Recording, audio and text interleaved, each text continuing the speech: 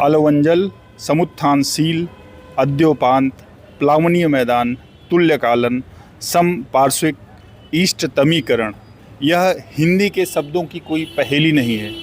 देश की जो सबसे प्रतिष्ठित सिविल सेवा है आईएएस जिससे बनते हैं, उसकी प्रारंभिक परीक्षा के हिंदी के प्रश्न पत्र में इस्तेमाल हिंदी के शब्द हैं जिनके साथ सवालों को लिया गया है। आज इसकी परीक्षा थी और इन सवालों का जवाब देने की जगह पे कई सारे हम लोगों को जो अभ्यर्थी हैं वो मिले ऐसे जो इन शब्दों का ही अर्थ समझने से माथापच्ची करते रहे।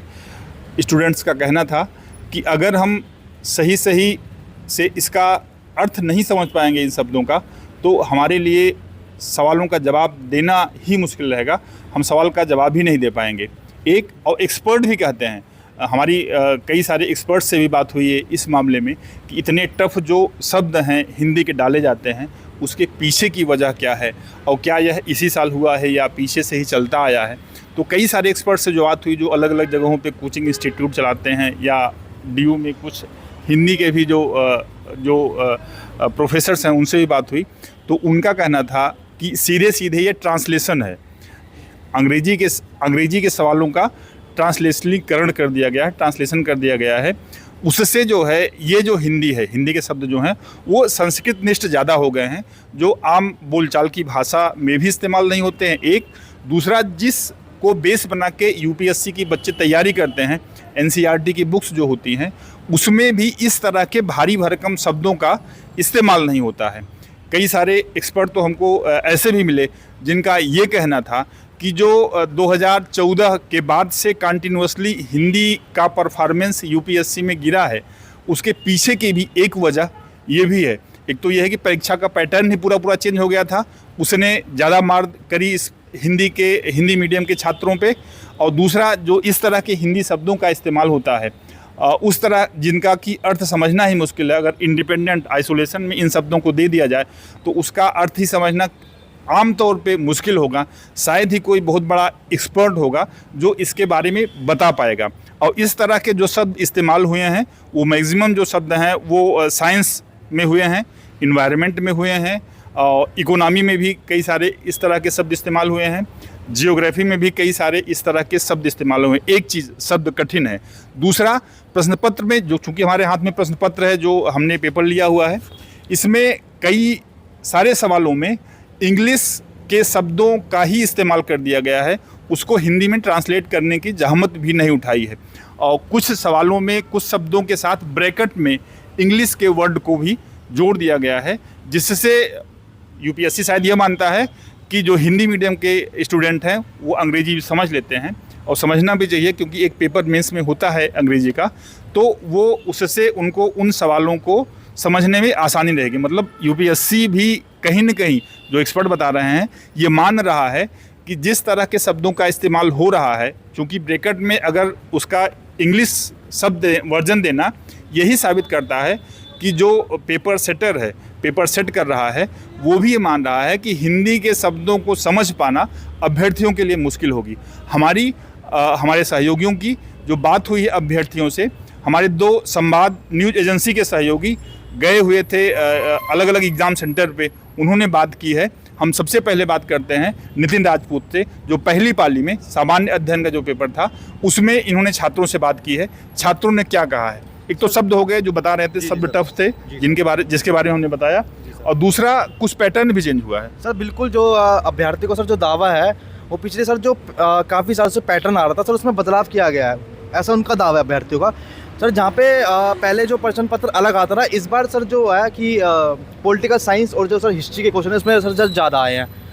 करंट अफेयर भी कुछ ज़्यादा था जी, बिल्कुल सर, करंट अफेयर के भी सर ज़्यादा क्वेश्चन आए, जैसे कि सर आपका जो अभी स्ट्रेट ऑफ हॉर्मुज वाला मामला चल रहा है, या फिर सर जो पुणे में हादसा हुआ था विमान का, उससे जोड़कर सर सीधे प्रश्न पूछे गए। बहुत डिटेलिंग में, क्योंकि हम भी देख रहे थे, बहुत डिटेलिंग में सवाल है। जी सर बिल्कुल। मतलब सर नहीं है कि आप सामान्य तौर पे उसकी स्टडी कर लीजिए, उसको पढ़ लिया हो आपने, जब तक आप डिटेल में नहीं जाएंगे तो उसका जवाब देना मुश्किल होगा। जी सर, वैसे अभ्यर्थी ने सर बताया था कि मतलब ऐसे कुछ सवाल भी आए थे करंट अफेयर जो उन्होंने सर पढ़े ही नहीं थे, मतलब जिन्होंने जिसकी कोचिंग सेंटरों में जिसकी उसकी प्रैक्टिस करवाई गई थी वो क्वेश्चन तक असर आए नहीं अभी तक इस बार। तो इसमें एक टफ मतलब मुश्किल ये भी होती है कि चूंकि नेगेटिव मार्किंग होती है इसमें, तो निगेटिव मार्किंग में अगर किसी शब्द का अर्थ नहीं समझा कोई स्टूडेंट, एक चीज़, दूसरा अगर इतना ज़्यादा कन्फ्यूजन कहीं कुछ रह गया, किसी सवाल में कोई कन्फ्यूजन रह गया तो उसको भी छोड़ देता है।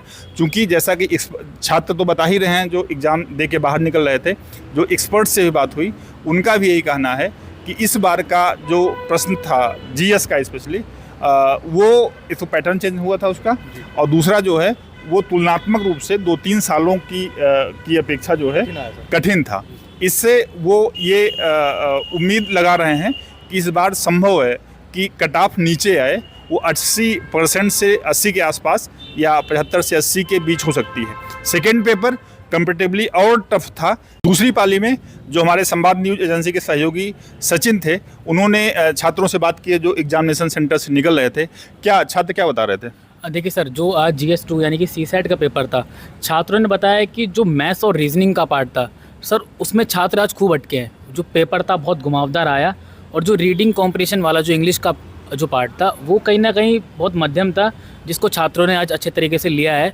बट जो मैथ और रीजनिंग का पार्ट था सर, कहीं ना कहीं आज छात्र उस पर बहुत ज़्यादा घूमे हैं। तो मतलब दूसरे पोर्शन जो है उसके पेपर के, उस पर डिपेंड हो गए छात्र ने? बिल्कुल बिल्कुल सर, क्योंकि जिस तरीके से अगर हम बात करें पेपर 2 की, तो मैथ्स और रीजनिंग का सर जो पार्ट था उसमें वो पूरा घुमावदार रहा। और जो पेपर का दूसरे पार्ट है, जैसे कॉम्प्रिहेंशन का पार्ट है, उसके अलावा जो पार्ट है, छात्र उसी पर निर्भर रहे पूरे टाइम आज। कई सारे जो कोचिंग इंस्टीट्यूट हैं वो भी देते हैं कि आंसर देते हैं इसका, मतलब लास्ट में एग्जामिनेशन खत्म होने के बाद उसमें भी कोचिंग सेंटर्स में जो है हड़बड़ी लगी रहती है कौन सबसे पहले दे देगा।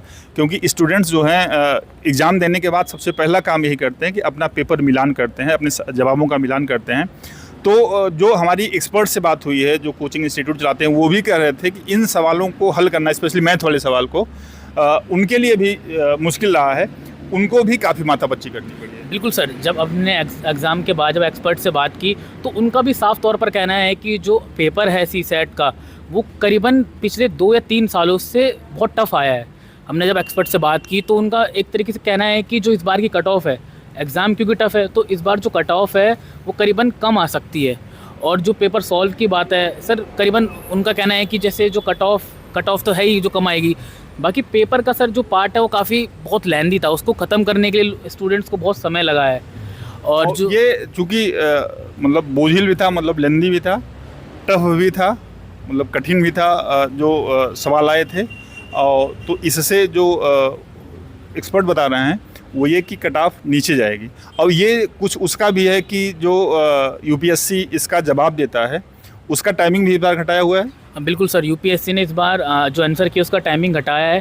पहले जो आंसर की थी अमूमन एग्ज़ाम के 2 से 3 महीने बाद आती थी, पर इस बार UPSC ने एक बड़ा बदलाव किया है। जो आंसर की है वो केवल अभ्यर्थी को 6 से 7 दिन में उपलब्ध हो जाएगी। हाँ, तुरंत तो जो ये स्टूडेंट हैं वो कोचिंग इंस्टीट्यूट की तरफ से जो जवाब आते हैं अलग अलग कोचिंग इंस्टीट्यूट के, तो वो तो उसको चेक करते हैं, लेकिन उसमें भी कई सारे सवालों में जो है कन्फ्यूजन बना रहता है, बहुत क्लियर नहीं हो पाता है कि नहीं जो कोचिंग इंस्टीट्यूट ने दिया है वो सही है गलत है।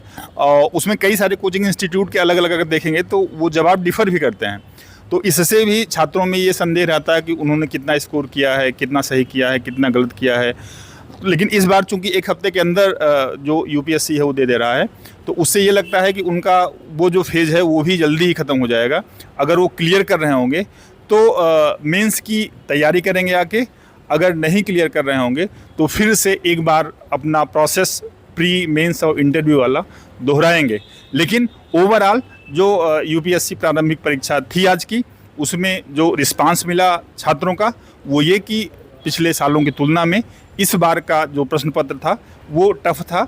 इससे जो कट ऑफ है वो नीचे रहने की उम्मीद छात्रों को भी है और एक्सपर्ट को भी है। अभी के लिए बस इतना ही। वीडियो जर्नलिस्ट विवेक निगम के साथ मैं संतोष कुमार, अमर उजाला के लिए नमस्कार। आपके राज्य की खबरें, आपके शहर की खबरें सबसे पहले जानने के लिए देखते रहें अमर उजाला। चैनल को सब्सक्राइब जरूर कर लें और पाएं हर अपडेट।